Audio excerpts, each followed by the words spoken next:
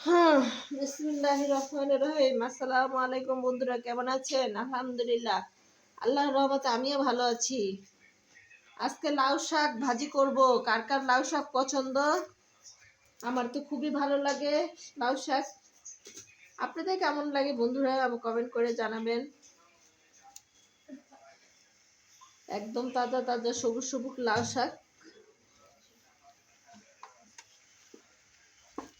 আর শীতের দিনে সবকিছুই তরতাজা থাকে, তাই না? দেখতেও ভালো লাগে, খেতেও ভালো লাগে। সবকিছু টাটকা পাবেন শীতের দিনে। আর শীতের দিনে শাকসবজি বেশি হয়, সবকিছু।